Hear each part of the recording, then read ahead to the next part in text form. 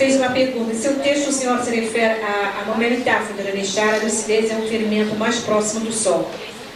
Fale um pouco mais sobre a sua intenção em usar esta frase. Alors, rien que sur cette métaphore, on pourrait faire un cours de plusieurs heures. Somente sobre essa metáfora, a partir dessa metáfora, seria possível fazer uma conferência de algumas horas. J'aime beaucoup René Char. E eu gosto muito do René Char.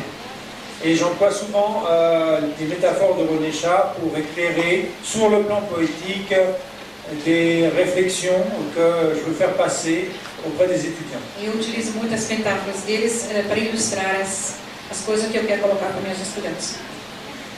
Cette réflexion sur la lucidité me semble très intéressante. Je ne vais pas trop la développer, mais je vais dire quelques mots quand même. Esta reflexão sobre a lucidez me parece muito interessante. Eu não vou desenvolver muito, mas eu vou colocar algumas coisinhas. La lucidité est la blessure, d'abord, la plus rapprochée du soleil, la blessure. A lucidez é a ferida. Essas duas palavras. A lucidez é a ferida mais próxima do sol. Ça veut dire que aller vers plus de lucidité, plus d'éclairement, ir em direção a mais lucidez, mais esclarecimento, faire en sorte que la réalité soit moins opaque, fazer de tal maneira que a realidade seja menos opaca, c'est quelque chose qui fait mal. É algo que dói. Ça fait mal à quoi? Isso dói o quê? Ça fait mal à l'enfant merveilleux qui est au fond de nous-mêmes. A criança maravilhosa que tem dentro da gente. À celui qui se croit omnipotent, qui croit avoir tous les pouvoirs. Aquele que se acha onipotente, que pode tudo, que acha que pode tudo. Au fur et à mesure qu'on va vers plus de lucidité, à medida que a gente caminha para mais lucidez, on réduit sa propre grandeur. A gente reduz a nossa própria grandiosidade. Et on s'aperçoit au fur et à mesure e a gente se apercebe qu'on est en quelque sorte, comme dirait le philosophe Jan Kelevich, presque rien. E a gente chega à conclusão, pouco a pouco, que nós estamos quase nada, conforme o filósofo. Ce faisant, ça fait mal. Dita desta forma, isso dói. Alors, naturellement, pour faire ce travail, on peut faire ce travail à travers la psychanalyse, à travers la philosophie, à travers différentes formes des disciplines scientifiques. É possível fazer esse trabalho através de diferentes disciplinas, caminhos, filosofia, psicanálise. Mais c'est toujours quand même une épreuve de réalité pour soi, c'est-à-dire qu'il s'agit bien d'une expérience personnelle.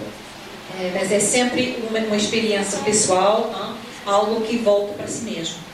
Parce que la blessure dont il s'agit, ce n'est pas simplement le fait d'être personnellement omnipotent comme l'enfant en bas âge. Porque o que dói não é se acreditar onipotente como a criança pequena. C'est s'apercevoir que ma classe sociale, mon groupe, mon institution, ce à quoi je tiens le plus possible, se dar conta que minha classe social, o meu grupo, a minha instituição, ou seja, aquilo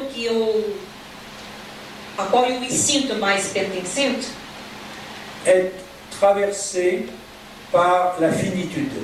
É atravessada pela finitude. Et disparaîtra. E vai desaparecer. Et ce sentiment-là, c'est un sentiment qui fait mal. E esse sentimento é sentimento que dói. En même temps, la deuxième partie de la métaphore, ao mesmo tempo, na segunda parte da metáfora, c'est la plus rapprochée du suicide. La blessure la plus rapprochée du sol. Que é a ferida mais perto do sol. En quelque sorte, en passant par cette blessure, en passant par cette difficulté intérieure, significa que, em passando por essa dor, por essa dificuldade interior, on atteint quelque chose qui est l'éclairement suprême. Chega-se a algo que poderia ser considerado como o esclarecimento superior, qui est la source même de tout éclairement. que é a fonte mesmo de todo esclarecimento.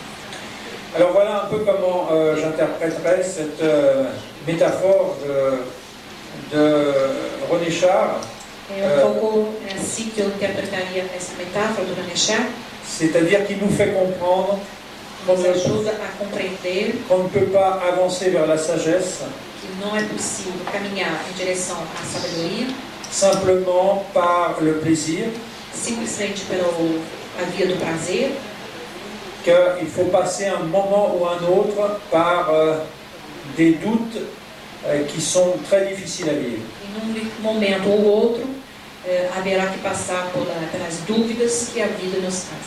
Mais ce faisant, on se dépasse et on atteint quelque chose qui nous permet d'être plus dans ce que j'appelle le clair joyeux. É algo que nos traz uma alegria extasiante. Clarividência extasiante.